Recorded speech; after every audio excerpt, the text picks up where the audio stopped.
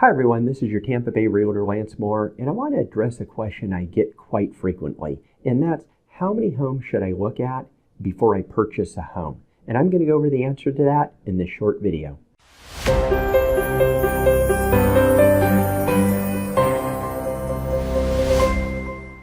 All right, so for the last 20 years or so of being in the business, I actually get this question quite often. How many homes should we look at before we purchase? We've only seen a few homes. I think we need to look at a lot more homes before we buy this home. And I'll tell you, the answer is there is no set answer for this. You could look at one home, you could look at 5 homes, you could look at 25 homes. You just need to understand what I call the top 3 things when you're looking at a home to make it a lot easier on you. Number 1 is you have to like the area. So you have to like the city, you have to like the subdivision. You're not going to be able to change the city, you're not going to be able to change your neighbors in the subdivision. If you don't like the area, don't buy the home. Buy somewhere where you like it.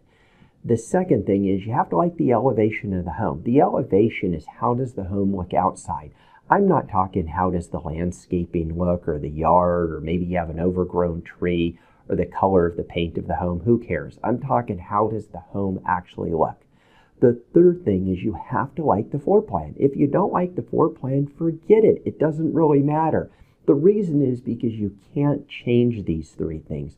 If you like the area, if you like the elevation, and you like the floor plan, you pretty much found your home. And the reason is because before you go out to even look at the floor plan, you could always drive by the neighborhood and around the neighborhood and look at the outside of the home. But by the time you get inside the home, you're going to know a lot about the home already. You're going to know what the price is, how many square feet it is, how many bedrooms, how many bathrooms, does it have a garage, or how many car garage or carport does it have, what year was the home built. So you're going to have a lot of questions answered, and then you're going to have to just take all those questions, decide if you like the area, the elevation of the floor plan, and then come up with a price on what works for you. But if you like those 3 things, you've pretty much found your home.